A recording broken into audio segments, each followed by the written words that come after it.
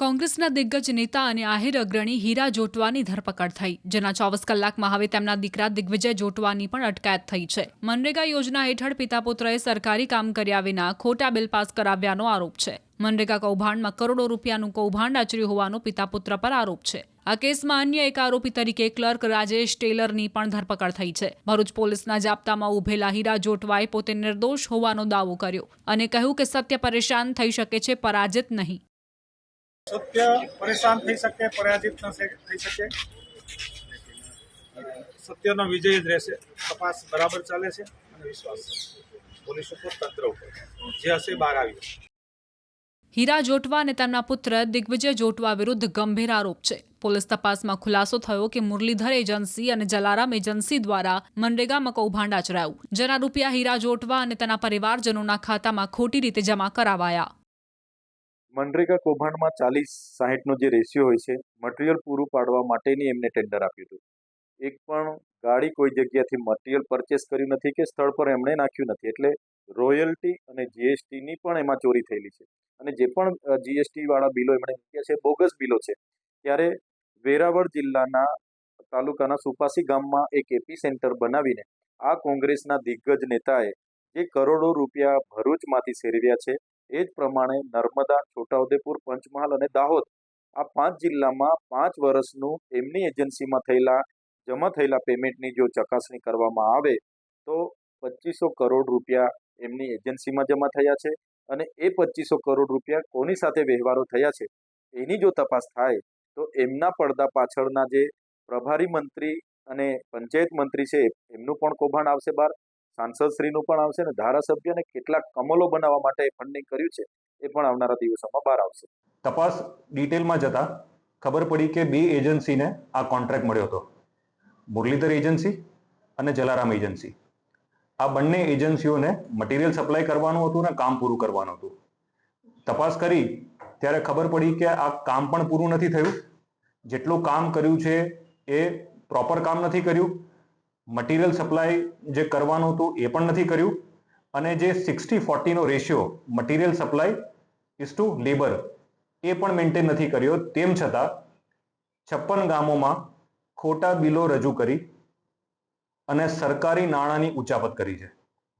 ખોટા job card બનાવવામાં આવ્યા છે. ગરીબ માણસો જે લોકોને મજૂરી દર્શાવી એ લોકોના અકાઉન્ટ ખોલાવવામાં આવ્યા અને સરકારી નાણાં એ અકાઉન્ટમાં ટ્રાન્સફર કરી મુરલીધર એજન્સી અને જલારામ એજન્સીના પ્રોપ્રાઇટરોએ આ નાણાં પોતાના અકાઉન્ટમાં લઈ લીધા. આ આખી તપાસ પ્રાથમિક રીતે 11 ગામોથી શરૂ થઈ અને હાલ પણ ભરૂચ જિલ્લાના 3 તાલુકામાં આ કામો જે નથી કરવામાં આવ્યા અથવા અધૂરા કામો કરવામાં આવ્યા છે તેની તપાસ ચાલુ છે. અને તપાસ દરમિયાન એવું જાણવા મળ્યું કે આ જે 2 એજન્સીના જે નામ છે એ નામ કાગળ ઉપર પ્રોપ્રાઇટર બીજા છે, પરંતુ તેના મેઇન સ્ટેક હોલ્ડર્સને જે મેઇન પૈસા લઈ જતા એ હીરા જોટવા અને અન્ય લોકો છે. જ્યારે ડિટેલમાં પૂછપરછ કરી ત્યારે એ પણ ખબર પડી કે સરકારી કચેરીઓમાં જે આઉટસોર્સના માણસો હતા એ આઉટસોર્સના માણસો આ 2 એજન્સીઓ દ્વારા મૂકવામાં આવી અને ખોટા બિલો રજૂ થયા છે, ખોટી સહીઓ કરી છે અને સરકારમાં આ કામ પૂરા થઈ ગયા છે, વ્યવસ્થિત થઈ ગયા છે અને રેશિયો જાળવીને પૂરા કર્યા છે એવી ખોટી રજૂઆત કરી અને સરકારી નાણાં એ લોકોએ ઉઠાયા. જ્યારે અકાઉન્ટ ડિટેલ્સ અને કોલ ડિટેલ્સ અને ગૂગલ મેપ ઉપરથી અમે લોકોએ સર્વે કર્યો અને અમારી તપાસ કરી તો 2021માં જે પરિસ્થિતિ હતી, 2022માં શું થઈ, 23માં શું થઈ, 25 સુધીની અમે પરિસ્થિતિનું ગૂગલ મેપ ઉપરથી પણ સર્વે કર્યો. એ જગ્યા ઉપરના લેટલોંગ લઈ અને એનો પણ સર્વે કર્યો કે કામ કેવા થયા છે.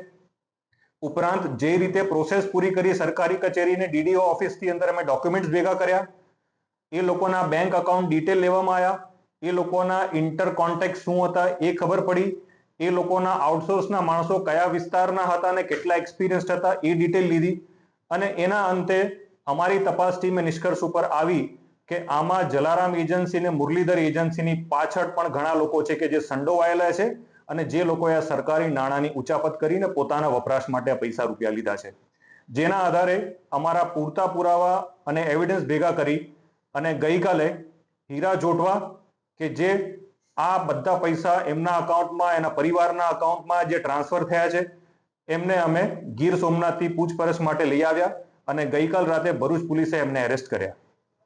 એ ઉપરાંત ટેકનિકલ ઓપરેટર હાંસોટનો રાજેશ ટેલર કે જે આ લોકો વતી તમામ ડોક્યુમેન્ટ ભેગા કરતો હતો, એ ડોક્યુમેન્ટ વેરિફિકેશનનું કામ એનું હતું. એ વેરીફાઈ કર્યા વગર ખોટા બિલ રજૂ કરતો હતો અને સરકારમાં એ નોંધ કરાવતો હતો કે આ બધા બિલો સાચા છે ને કામ પૂરું થયું છે.